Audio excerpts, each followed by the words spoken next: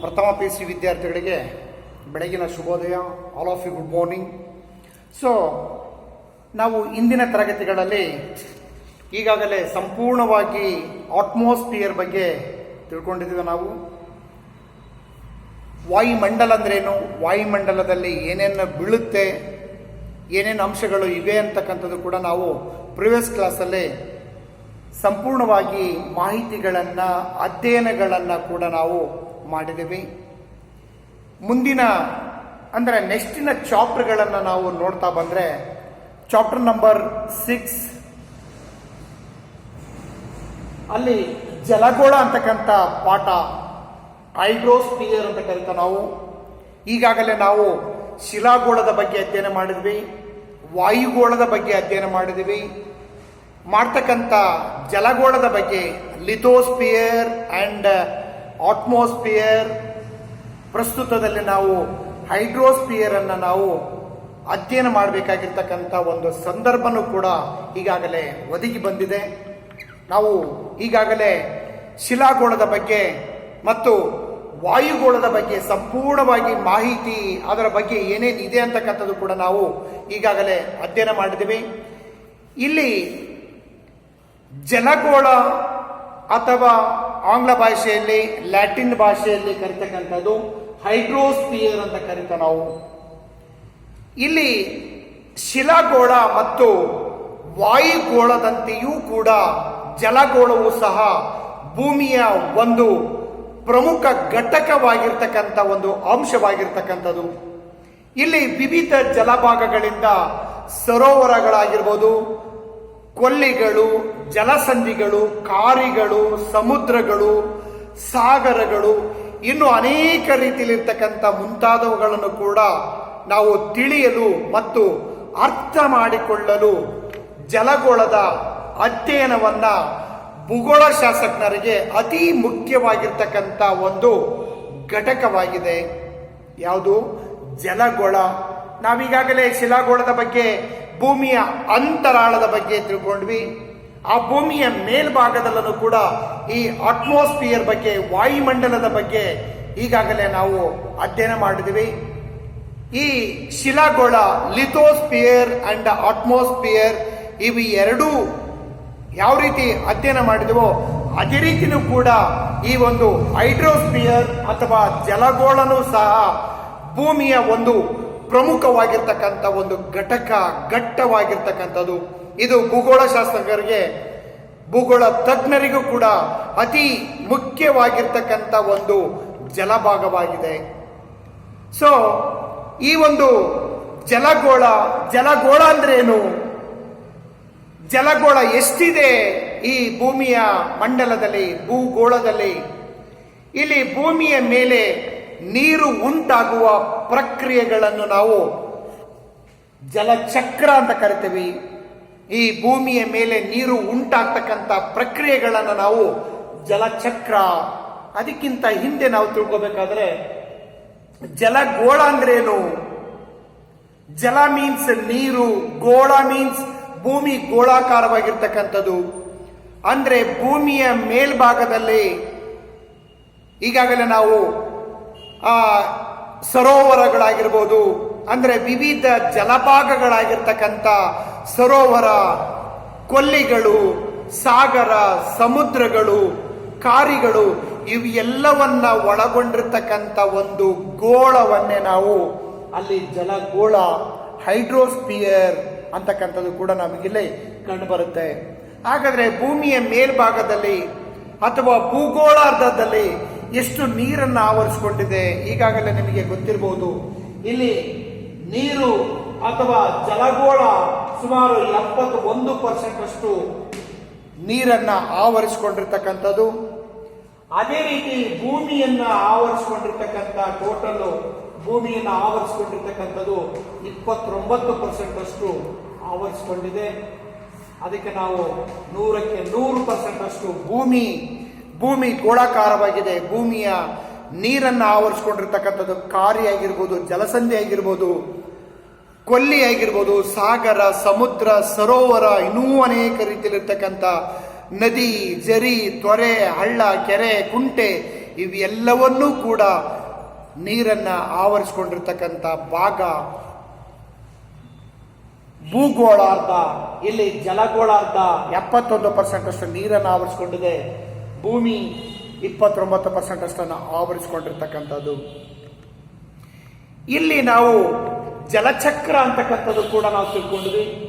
ಜಲಚಕ್ರ ಅಂದ್ರೆ ಏನು? ಭೂಮಿಯ ಮೇಲೆ ನೀರು ಉಂಟಾಗುವ ಪ್ರಕ್ರಿಯೆಗಳನ್ನು ನಾವು ಜಲಚಕ್ರ ಎಂದು ಕರೀಲಿಕ್ಕೆ ಸಾಧ್ಯ ಆಗುತ್ತೆ. ಇಲ್ಲಿ ಭೂಮಿಯ ಮೇಲೆ ಜಲಭಾಗಗಳು ದ್ರವ ಆಗಿರ್ಬೋದು, ಘನರೂಪದಲ್ಲಿ ಕಂಡು ಬಂದಿರತಕ್ಕಂಥ ಇಲ್ಲಿ ನಮಗೆ ಜಲಗೋಳ ಮತ್ತು ಭೂಗೋಳಾರ್ಧ. ಭೂಮಿ ಎಷ್ಟು ಆವರಿಸಿಕೊಂಡಿದೆ? 29% ಅಷ್ಟು. ಜಲ ಎಷ್ಟು ಆವರಿಸಿಕೊಂಡಿದೆ? 71% ಅಷ್ಟು ಕೂಡ ಇಲ್ಲಿ ಆವರಿಸಿಕೊಂಡಿರ್ತಕ್ಕಂಥದ್ದು. ಇಲ್ಲಿ ನಾವು ನೀಲಿ ಗ್ರಹ ಅಂದ್ರೆ ಏನು? ನೀಲಿ ಗ್ರಹ ಅಥವಾ ಜಲಗ್ರಹ ಅಂದ್ರೆ ಭೂಗೋಳಾರ್ಧ ನೀರನ್ನ ಆವರಿಸಿಕೊಂಡಿರ್ತಕ್ಕಂಥದ್ದನ್ನು ನಾವು ಇಲ್ಲಿ ಜಲಚಕ್ರ, ನೀಲಿ ಗ್ರಹ. ಇಲ್ಲಿ ಅದೇ ರೀತಿಯಾಗಿ ಭೂಮಿ ವಿಸ್ತಾರವಾದ ಜಲಭಾಗಗಳು ಹೊಂದಿರುವುದರಿಂದಲೇ ನಾವು ಇಲ್ಲಿ ಇದನ್ನ ನಾವು ನೀಲಿ ಗ್ರಹ ಅಥವಾ ಜಲ ಗ್ರಹ ಅಂತಕ್ಕಂಥದ್ದು ಕೂಡ ಇಲ್ಲಿ ನಮಗೆ ಕಂಡು ಬರುತ್ತೆ. ಅಂದ್ರೆ ಇಡೀ ಭೂಮಿ ಅಂದ್ರೆ ಭೂಮಿನೂ ಕೂಡ ವಿಸ್ತಾರವಾಗಿರ್ತಕ್ಕಂಥ ಜಲಭಾಗವನ್ನ ಹೊಂದಿರುವುದರಿಂದಲೇ ನಾವು ಇಲ್ಲಿ ನೀಲಿ ಗ್ರಹ ಅಥವಾ ಜಲಗ್ರಹ ಅಂತಕ್ಕಂಥದ್ದು ಕೂಡ ನಮಗೆ ಅದು ಕಂಡು ಬರುತ್ತೆ. ಇಲ್ಲಿ ನೀರು ಕೂಡ ಎಲ್ಲ ಜಲರಾಶಿಗಳು ಅತ್ಯಂತ ಅವಶ್ಯಕವಾದ ಸಂಪನ್ಮೂಲವಾಗಿರ್ತಕ್ಕಂಥದ್ದು. ಇಲ್ಲಿ ಜೀವಿ ಪದರಕ್ಕೆ ಅಗತ್ಯವಾಗಿರ್ತಕ್ಕಂಥ ಅಂಶನೂ ಕೂಡ ಇಲ್ಲಿ ಕಂಡು ಬರುತ್ತೆ. ಸೊ ಹಾಗಾಗಿ ನಾವಿಲ್ಲಿ ಸಾಗರಗಳು ಕಂಡು ಬರುತ್ತೆ, ಸಮುದ್ರಗಳು ಕಂಡು ಬರುತ್ತೆ, ಸರೋವರಗಳು ಕಂಡು ಬರ್ತಾ ಇರುತ್ತೆ. ಸರೋವರಗಳು, ಕಾರಿಗಳು, ಕೊಲ್ಲಿಗಳು, ಅನೇಕ ರೀತಿಯಲ್ಲಿರ್ತಕ್ಕಂಥ ಈ ಒಂದು ಜಲ ಅಂಶಗಳನ್ನ ಆವರಿಸಿಕೊಂಡಿರ್ತಕ್ಕಂಥ ಭೂಮಿ ಗೋಳಾಕಾರವಾಗಿದೆ. ಆ ಭೂಮಿ ಗೋಳಾಕಾರವಾಗಿರೋದ್ರ ಜೊತೆಗೆ ನೀರನ್ನ ಆವರಿಸಿಕೊಂಡಿದೆ, ಜಲವನ್ನ ಆವರಿಸಿಕೊಂಡಿದೆ. ಹಾಗಾಗಿ ನಾವಿಲ್ಲಿ ಸಾಗರ, ಸಮುದ್ರ ಇವೆಲ್ಲವೂ ಕೂಡ ಏನಾಗ್ತಾ ಇರುತ್ತೆ, ನಮಗೆ ಅದು ಕಂಡುಬರ್ಲಿಕ್ಕೆ ಸಾಧ್ಯ ಆಗ್ತಾ ಇದೆ. ಸೊ ಇಲ್ಲಿ ಜಲಭಾಗಗಳ ವೈಜ್ಞಾನಿಕವಾಗಿ ಅಧ್ಯಯನವನ್ನ ಸಮುದ್ರಗಳಾಗಿರ್ಬೋದು, ಸಾಗರಗಳಾಗಿರ್ಬೋದು, ಕೊಲ್ಲಿಗಳಾಗಿರ್ಬೋದು, ಇವೆಲ್ಲವನ್ನು ಕೂಡ ಅಧ್ಯಯನ ಮಾಡ್ತಕ್ಕಂಥ ಅಂಶವನ್ನ ನಾವು ಸಾಗರ ಶಾಸ್ತ್ರ ಅಂತಕ್ಕಂಥದ್ದು ಕೂಡ ಇಲ್ಲಿ ಕಂಡು ಬರುತ್ತೆ. ಇಲ್ಲಿ ಇದು ಮಹಾಸಾಗರದ ತಳದಲ್ಲಿ ಭೂಸ್ವರೂಪ, ಉಷ್ಣಾಂಶ, ಲವಣತೆ, ಸಾಗರ ನೀರಿನ ಆಳ, ಸಾಗರ ಪ್ರವಾಹಗಳು, ಸಾಗರ ಉಬ್ಬರವಿಳಿತಗಳು ಮುಂತಾದವುಗಳನ್ನು ಕೂಡ ಈ ಒಂದು ಸಾಗರದ ಮೇಲ್ಭಾಗ, ಸಾಗರದ ಒಳಭಾಗದಲ್ಲೂ ಕೂಡ ಇವೆಲ್ಲವೂ ಅಂಶಗಳು ಈ ಒಂದು ಭಾಗದಲ್ಲಿ ನಮಗೆ ಕುರಿತು ತಿಳಿಸ್ತಕ್ಕಂಥ ಒಂದು ಅಂಶವಾಗಿರುತ್ತೆ. ಭೂಸ್ವರೂಪ, ಉಷ್ಣಾಂಶ, ಲವಣತೆ, ಸಾಗರ ನೀರಿನ ಆಳ, ಸಾಗರ ನೀರಿನ ಪ್ರವಾಹಗಳು, ಇನ್ನು ಸಾಗರದ ಉಬ್ಬರವಿಳಿತಗಳು ಇವೆಲ್ಲವೂ ಕೂಡ ಕಂಡುಬರ್ತಕ್ಕಂಥದ್ದು ಸಾಗರ ಸಮುದ್ರಗಳಲ್ಲಿ. ಅಂದ್ರೆ ನಾವು ಸಾಗರ ದೊಡ್ಡದ, ಸಮುದ್ರ ದೊಡ್ಡದ? ಸಾಗರ ವಿಶಾಲವಾಗಿರ್ತಕ್ಕಂಥ ಹಂಚಿಕೆ ಆಗಿರ್ತಕ್ಕಂಥದ್ದು, ಸಮುದ್ರ ಸಂಕುಚಿತವಾಗಿರ್ತಕ್ಕಂಥದ್ದು. ಸಾಗರ ಭೂಮಿಯ ಮೇಲ್ಭಾಗದಲ್ಲಿ ವಿಶಾಲವಾಗಿರ್ತಕ್ಕಂಥ ನೀರನ್ನ ಆವರಿಸಿಕೊಂಡಿರ್ತಕ್ಕಂಥದಕ್ಕೆ ನಾವು ಸಾಗರ ಅಂತ ಕರಿತೀವಿ. ಸಮುದ್ರ ಸಾಗರದ ಒಂದು ಭಾಗವಾಗಿ ನಿರ್ಮಾಣ ಆಗಿರ್ತಕ್ಕಂಥದನ್ನು ನಾವು ಸಮುದ್ರ ಅಂತಕ್ಕಂಥದ್ದು ಕೂಡ ಇಲ್ಲಿ ಕಂಡು ಬರುತ್ತೆ.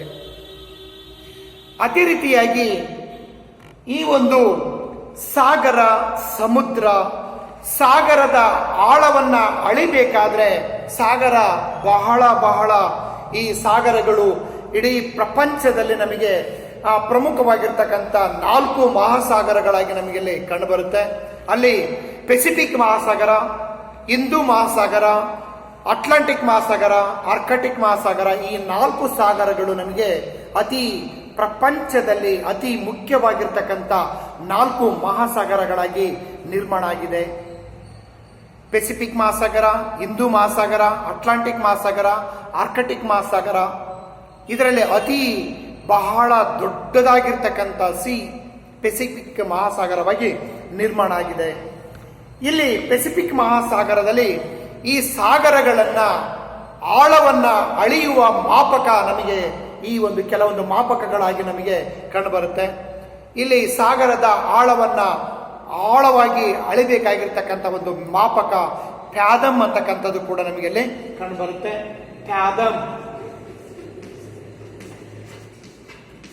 ಫ್ಯಾದಮ್ ಇದು ಒಂದು ಸ್ಕೇಲಿನ ರೂಪದಲ್ಲಿ ಮಾಪಕವಾಗಿರ್ತಕ್ಕಂಥದ್ದು. ಇಲ್ಲಿ ಸಾಗರದ ಆಳವನ್ನ ಅಳಿಬೇಕಾಗಿರ್ತಕ್ಕಂಥ ಮಾಪಕ ಫ್ಯಾದಮ್ ಅಂತ ಕರಿತೀವಿ. ಇಲ್ಲಿ ಒಂದು ಫ್ಯಾದಮ್ ಅಂದ್ರೆ 6 ಅಡಿಗಳಿಗೆ ಸಮವಾಗಿರ್ತಕ್ಕಂಥದ್ದು. ಈ ಸಾಗರದ ನೀರಿನ ಆಳವನ್ನ ಅಳತೆ ಮಾಡಲು ಉಪಯೋಗಿಸ್ತಕ್ಕಂಥ ಉಪಕರಣ ನಾವು ಫ್ಯಾದಮ್ ಆಗಿರುತ್ತೆ, ಅಥವಾ ಫ್ಯಾದೋಮೀಟರ್ ಅಂತಕ್ಕಂಥದ್ದು ಕೂಡ ನಮಗೆ ಅಲ್ಲಿ ಕಂಡುಬರುತ್ತೆ. ಅದೇ ರೀತಿಯಾಗಿ ಇನ್ನೊಂದಾಗಿರ್ತಕ್ಕಂಥ ಮಾಪಕ ಇಲ್ಲಿ ನಾಟಿಕಲ್ ಮೈಲ್ ಅಂತಕ್ಕಂಥದ್ದು. ಈ ನಾಟಿಕಲ್ ಮೈಲ್ ಅಂತಕ್ಕಂಥದ್ದು ಇದು ಒಂದು ಮಾಪಕವಾಗಿರುತ್ತೆ. ಈ ಮಾಪಕ ಸಾಗರದ ಉದ್ದವನ್ನು ಅಳಿಬೇಕಾದ್ರೆ, ಅಗಲವನ್ನು ಅಳಿಬೇಕಾದ್ರೆ, ಸಾಗರದ ವಿಸ್ತಾರವಾಗಿ ಹಂಚಿಕೆ ಆಗಿರ್ತಕ್ಕಂಥ ಪ್ರದೇಶವನ್ನು ನಾವು ಅಳಿಬೇಕಾಗಿರ್ತಕ್ಕಂಥ ಒಂದು ಮಾಪಕ ನಾಟಿಕಲ್ ಮಾಪಕ ಅಂತಕ್ಕಂಥದ್ದು ಕೂಡ ಇಲ್ಲಿ ಕಂಡುಬರುತ್ತೆ. ಈ ಮಾಪಕನು ಕೂಡ ಮಾನ ಅಂದ್ರೆ ಉಪಕರಣದ ಸಹಾಯದಿಂದ ಅಳಿಬೇಕಾಗಿರ್ತಕ್ಕಂಥ ಒಂದು ಮಾಪಕ ಅದಾಗಿರುತ್ತೆ. ಇಲ್ಲಿ ಫ್ಯಾದಮ್ ಸಾಗರದ ಆಳವನ್ನು ಅಳಿತಕ್ಕಂಥ ಮಾಪಕ. ಇಲ್ಲಿ ನಾಟಿಕಲ್ ಮೈಲ್ ಅಂತಕ್ಕಂಥದ್ದು ಸಾಗರದ ಅಗಲ ಎಷ್ಟಿದೆ, ಉದ್ದ ಎಷ್ಟಿದೆ, ವಿಸ್ತಾರ ಎಷ್ಟಿದೆ ಅಂತಕ್ಕಂಥದ್ದು ಕೂಡ ನಾವು ಅಳಿಬೇಕಾಗಿರ್ತಕ್ಕಂಥ ಮಾಪಕ ಆ ಒಂದು ನಾಟಿಕಲ್ ಆಗಿರುತ್ತೆ. ಇದು ನಿಮಗೆ ಒಂದೊಂದು ಮಾರ್ಕ್ಸ್ ಆಗಿ ನಿರ್ಮಾಣ ಆಗ್ಬೋದು. ಸೊ ತದನಂತರ ಬರ್ತಕ್ಕಂಥ ನೆಕ್ಸ್ಟ್ ಒನ್ ಇಲ್ಲಿ ಸಮ ಆಳ ರೇಖೆ ಅಂತಕ್ಕಂಥದ್ದು. ಇಲ್ಲಿ ಸಮುದ್ರ ಅಥವಾ ಸಾಗರಗಳ ಭಾಗದಲ್ಲಿ ಯಾವ ಯಾವ ಪ್ರದೇಶಗಳು ಒಂದೇ ಪ್ರಮಾಣದ ಆಳವನ್ನು ಕೂಡ ಹೊಂದಿವೆಯೋ ಅವುಗಳನ್ನ ನಕ್ಷೆಯನ್ನು ನಾವು ಸೇರಿಸಿ ಎಳೆಯಬಹುದಾದ ರೇಖೆಯನ್ನ ನಾವು ಸಮ ಆಳ ರೇಖೆ ಅಂತಕ್ಕಂಥದ್ದು ಕೂಡ ಅಲ್ಲಿ ಕಂಡುಬರುತ್ತೆ. ಇಷ್ಟು ನಾವು ಈ ಒಂದು ಮಾಹಿತಿಯನ್ನು ತಿಳ್ಕೊಂಡದಕ್ಕೆ ಇಲ್ಲಿ ಜಲಗೋಳ ಅಂದ್ರೇನು, ಜಲಚಕ್ರ ಅಂದ್ರೇನು, ನೀಲಿ ಗ್ರಹ ಅಥವಾ ಜಲಗ್ರಹ, ಅಲ್ಲಿ ಸಾಗರ, ಇಡೀ ಪ್ರಪಂಚದಲ್ಲಿ ಎಷ್ಟು ಸಾಗರಗಳಿವೆ, ಆ ಸಾಗರಗಳು ಅತಿ ದೊಡ್ಡದಾಗಿರ್ತಕ್ಕಂಥ ಸಾಗರ ಯಾವುದು ಅಂತಕ್ಕಂಥದ್ದು ಕೂಡ ಪೆಸಿಫಿಕ್ ಮಹಾಸಾಗರ. ಪೆಸಿಫಿಕ್ ಮಹಾಸಾಗರಗಳಲ್ಲಿ ಆಳವಾಗಿರ್ತಕ್ಕಂಥ ಅಳೆಯುವ ಮಾಪಕ ಫ್ಯಾದೋಮೀಟರ್ ಅಥವಾ ಫ್ಯಾದಮ್. ಅದೇ ರೀತಿಯಾಗಿ ಇನ್ನೊಂದು ಉಪಕರಣವಾಗಿರ್ತಕ್ಕಂಥದ್ದು ಸಾಗರದ ಅಗಲ, ಸಾಗರದ ಉದ್ದ, ಸಾಗರ ವಿಸ್ತಾರವಾಗಿರ್ತಕ್ಕಂಥ ಪ್ರದೇಶವನ್ನ ಅಳೆಯುವ ಮಾಪಕ ಅಲ್ಲಿ ನಾಟಿಕಲ್ ಮೈಲ್ ಅಂತಕ್ಕಂಥದ್ದು ಕೂಡ ನಾವು ತಿಳ್ಕೊಂಡ್ವಿ. ಇಷ್ಟು ಸಾಗರದ ಪೀಠಿಕೆ. ಮುಂದಿನ ಬರ್ತಕ್ಕಂಥದ್ದು ಸಾಗರ ತಳದ ಮೇಲ್ಮೈ ಲಕ್ಷಣಗಳು. ಸಾಗರದ ಮೇಲ್ಮೈ ಲಕ್ಷಣಗಳು. ಸಾಗರ ತಳದ ಮೇಲ್ಮೈ ಲಕ್ಷಣಗಳನ್ನು ನಾವು ಇಲ್ಲಿ ಪ್ರಮುಖವಾಗಿರ್ತಕ್ಕಂಥ ಅಂಶಗಳನ್ನು ಕೂಡ ನಾವು ತಿಳ್ಕೋಬೇಕಾಗಿರ್ತಕ್ಕಂಥದ್ದು. ಸೊ ಈ ಸಾಗರದ ಮೇಲ್ಭಾಗದಿಂದ ಆಳಕ್ಕೆ ಹೋದರೆ ಭೂಸ್ವರೂಪ ಲಕ್ಷಣಗಳಲ್ಲಿ ಮಹಾ ವೈವಿಧ್ಯತೆಗಳಿಂದ ಕೂಡ ಕಂಡು ಬರ್ತಕ್ಕಂಥದ್ದು.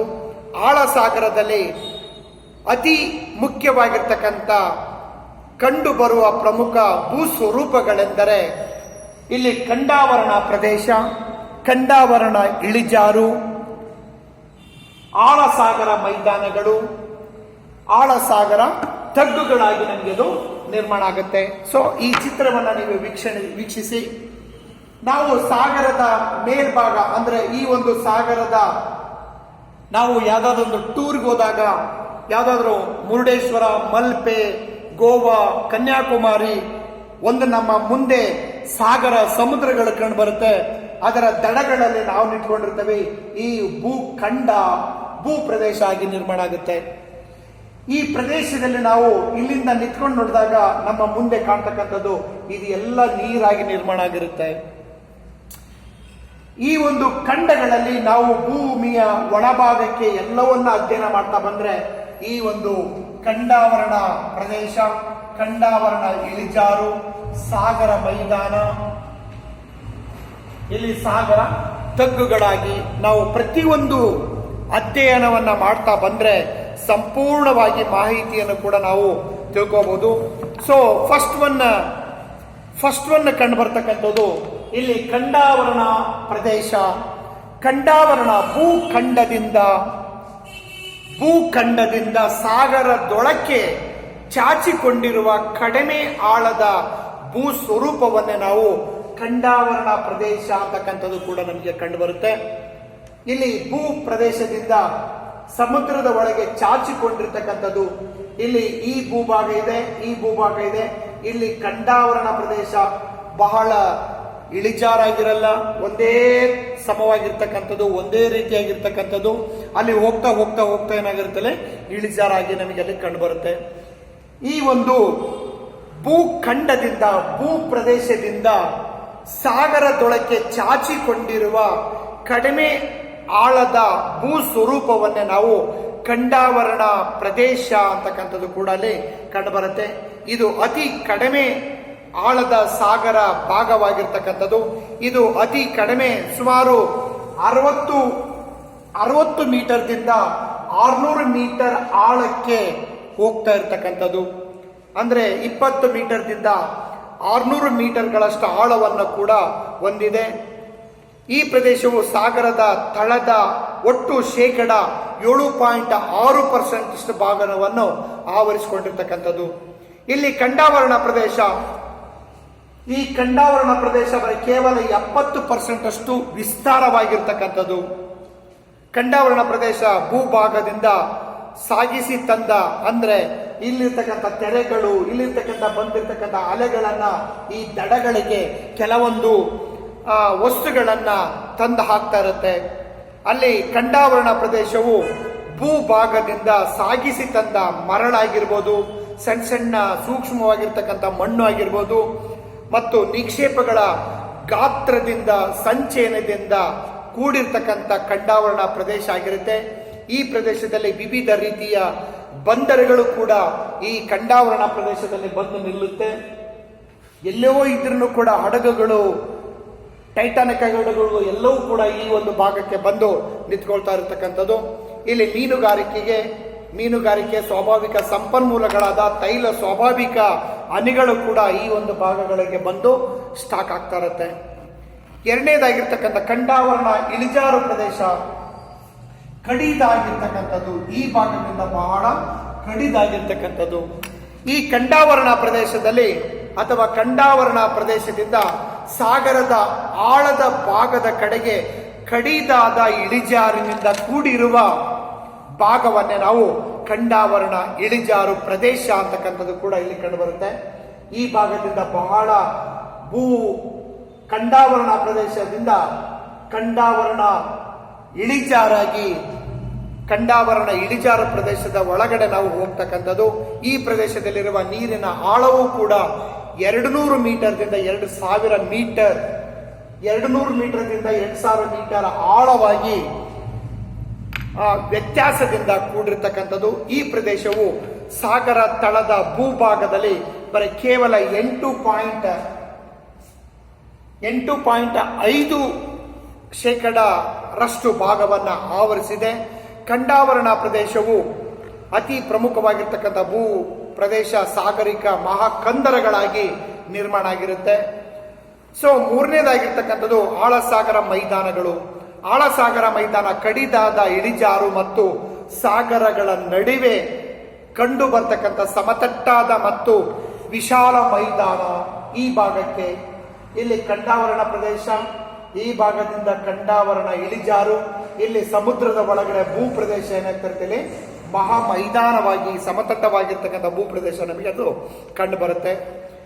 ಇಲ್ಲಿ ಈ ಪ್ರದೇಶವು ಈ ಸಾಗರದ ನೀರಿನ ಮೇಲ್ಮೈಯಿಂದ ಈ ಪ್ರದೇಶವು 3000ದಿಂದ 6000 ಮೀಟರ್ ಆಳದಷ್ಟು ಭಾಗವನ್ನ ಆವರಿಸಿಕೊಂಡಿರ್ತಕ್ಕಂಥದ್ದು. ಈ ಪ್ರದೇಶವು ಕೂಡ 82.7% ಅಷ್ಟು ಕೂಡ ಆವರಿಸಿಕೊಂಡಿದೆ. ಪೆಸಿಫಿಕ್ ಮಹಾಸಾಗರ, ಬೇರೆ ಬೇರೆ ಸಾಗರಗಳಲ್ಲಿ, ಬೇರೆ ಬೇರೆ ಸರೋವರಗಳಲ್ಲೂ ಕೂಡ, ಸಾಗರ ಸಮುದ್ರಗಳಲ್ಲೂ ಕೂಡ ಇವೆಲ್ಲವೂ ಮಹಾ ಮೈದಾನ ಅಂತಕ್ಕಂಥದ್ದು ಕೂಡ ಅಲ್ಲಿ ಕಂಡು ಬರುತ್ತೆ. ಇಲ್ಲಿ 82.77% ಅಷ್ಟು ಭಾಗವನ್ನ ಆವರಿಸಿಕೊಂಡಿರ್ತಕ್ಕಂಥದ್ದು. ಇಲ್ಲಿ ಸಮುದ್ರದ ಬಿಡಿ ಬಂಡೆಗಳು ಮತ್ತು ಶ್ರೇಣಿಗಳು ಮತ್ತು ಸೆಟ್ಗಳಂತ ಭೂ ಸ್ವರೂಪಗಳನ್ನು ಕೂಡ ಈ ಪ್ರದೇಶದಲ್ಲಿ ಪ್ರಮುಖವಾಗಿ ಕೂಡ ಕಂಡು ಬರ್ತಕ್ಕಂಥದ್ದು. ದೊಡ್ಡ ದೊಡ್ಡ ಬಂಡೆಗಳು, ಸೆಟ್ಗಳು, ದೊಡ್ಡ ದೊಡ್ಡ ರಾಕ್ಗಳು ಈ ಒಂದು ಭಾಗಗಳಲ್ಲಿ ಅಲ್ಲೇ ಶಿಥಿಲೀಕರಣ ಆಗಿ ಅಲ್ಲೇ ಒಂದೊಂದೇ ಪ್ರದೇಶದಲ್ಲಿ ಸಮತಟ್ಟವಾಗಿರ್ತಕ್ಕಂಥ ಭೂ ಪ್ರದೇಶ, ಸಾಗರ ಮಹಾ ಮೈದಾನಗಳು ಕೂಡ ಇಲ್ಲಿ ನಿರ್ಮಾಣ ಆಗ್ತಾ ಇರುತ್ತೆ. ಅದೇ ರೀತಿಯಾಗಿ ಇಲ್ಲಿ ಸಾಗರ ತಗ್ಗುಗಳಾಗಿ ನಿರ್ಮಾಣ ಆಗ್ತಾ ಇರುತ್ತೆ. ಸಾಗರ ತಗ್ಗುಗಳು ಕೂಡ ಆಳ ಸಾಗರದ ಭಾಗದಲ್ಲಿ ಕುಸಿಯಲ್ಪಟ್ಟಿರ್ತಕ್ಕಂಥದ್ದು. ಇದು ಸುಮಾರು ಆ ಕಮನೀಕಾರದ ಭಾಗವನ್ನು ಸಾಗರದ ತಗ್ಗು ಕೂಡ ನಾವು ಎನ್ನಬಹುದು. ಆ ಸಾಗರದ ತಗ್ಗು ಕೂಡ ಇಲ್ಲಿ 6,000ದಿಂದ 8,000 ಮೀಟರ್ಗಳಷ್ಟು ಈ ಒಂದು ಸಾಗರದ ಒಳಭಾಗದಲ್ಲಿ ಆವರಿಸಿಕೊಂಡಿರ್ತಕ್ಕಂಥದ್ದು. ಇಲ್ಲಿ ಸಾಗರಗಳಲ್ಲಿ ಸುಮಾರು ಬರೀ 1.2% ಅಷ್ಟು ಮಾತ್ರ ಭಾಗವನ್ನ ಆವರಿಸಿಕೊಂಡಿರ್ತಕ್ಕಂಥದ್ದು. ಇಂಥ ತಗ್ಗುಗಳಿಗೆ ನಾವು ಚಾಲೆಂಜರ್ ತಗ್ಗು ಅಂತಕ್ಕಂಥದ್ದು ಕೂಡ ನಾವು ಕಂಡು ಬರುತ್ತೆ.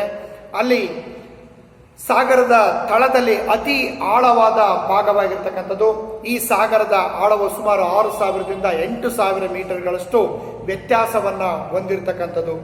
ಸಾಗರ ತಳದ ಭೂಭಾಗವೇ 1.2% ಅಷ್ಟು ಭಾಗವನ್ನ ಆವರಿಸಿದಂತೆ ಸಾಗರದ ತಗ್ಗು ಕೂಡ ಆವರಿಸಿರ್ತಕ್ಕಂಥದ್ದು. ಈ ಸಾಗರ ತಗ್ಗುಗಳಲ್ಲಿ ಇಂಥ ಚಾಲೆಂಜರ್ ತಗ್ಗು ಅಂತಕ್ಕಂಥ ಕರಿತೇವೆ ನಾವು. ಭೂಸಾಗರದ ತಳದ ಅತಿ ಆಳವಾದ ಸ್ಥಳವಾಗಿರ್ತಕ್ಕಂಥದ್ದನ್ನು ನಾವು ಚಾಲೆಂಜರ್ ತಗ್ಗು. ಸುಮಾರು 35,855 ಮೀಟರ್ಗಳಾಗಿ ಇಲ್ಲಿ ನಿರ್ಮಾಣವಾಗಿರುತ್ತೆ. ಅದೇ ರೀತಿಯಾಗಿ ಈ ಒಂದು ಇಲ್ಲಿ ಜಲಗೋಳ ಅಂತಕ್ಕಂಥ ಒಂದು ನಾವು ಸಂಪೂರ್ಣವಾಗಿ ಜಲಚಕ್ರ ಅಂದ್ರೇನು, ಸಾಗರ ಅಂದ್ರೇನು, ನೀಲಿಗ್ರಹ ಅಂದ್ರೇನು, ಮತ್ತೆ ಸಾಗರದ ತಳದ ಮೇಲ್ಮೈ ಲಕ್ಷಣಗಳು ಯಾವುವು ಅಂತಕ್ಕಂಥದ್ದು ಕೂಡ ನಾವು ತಿಳ್ಕೊಂಡ್ವಿ. ಅದೇ ರೀತಿಯಾಗಿ ಇಲ್ಲಿ ನಿಮಗೆ ಒಂದೊಂದು 2 ಮಾರ್ಕ್ಸಿಗೆ ಬರ್ತಕ್ಕಂಥದ್ದು. ಜಲಚಕ್ರ ಅಂದ್ರೇನು 1 ಮಾರ್ಕ್ಸಿಗೆ ಬರುತ್ತೆ. ಜಲಚಕ್ರ ಅಂದ್ರೇನು, ಭೂಮಿಯ ಮೇಲೆ ನೀರು ಉಂಟಾಗುವ ಪ್ರಕ್ರಿಯೆಗಳನ್ನು ನಾವು ಜಲಚಕ್ರ ಅಂತಕ್ಕಂಥದ್ದು ಕೂಡ ಅಲ್ಲಿ ಕಂಡು ಬರುತ್ತೆ. ಅಲ್ಲಿ ಸಮುದ್ರ ಅಂದ್ರೇನು, ಸಾಗರ ಅಂದ್ರೇನು 1 ಮಾರ್ಕ್ಸಿಗೆ. ಸಮುದ್ರ ಅಂದ್ರೆ ಸಾಗರಗಳ ಯಾವುದಾದ್ರೂ ಒಂದು ಭಾಗವೇ ಪೂರ್ಣವಾಗಿ ಅಥವಾ ಭಾಗಶವನ್ನೇ ನಾವು ಭೂಭಾಗದಿಂದ ಸುತ್ತುವರಿದಲ್ಪಟ್ಟಿದ್ರೆ ಅದನ್ನು ನಾವು ಸಮುದ್ರ ಅಂತಕ್ಕಂಥದ್ದು ಕೂಡ ಅಲ್ಲಿ ಕಂಡುಬರುತ್ತೆ. ಅಲ್ಲಿ ಸಾಗರದ ಮೇಲ್ಮೈ ಲಕ್ಷಣಗಳು ಯಾವುವು ಅಂತಂದ್ರೆ ಈ 4ಗಳನ್ನು ಬರೀಬೇಕು. ಇಷ್ಟು ನಾವು ತಿಳ್ಕೊಳ್ಳೋದಕ್ಕೆ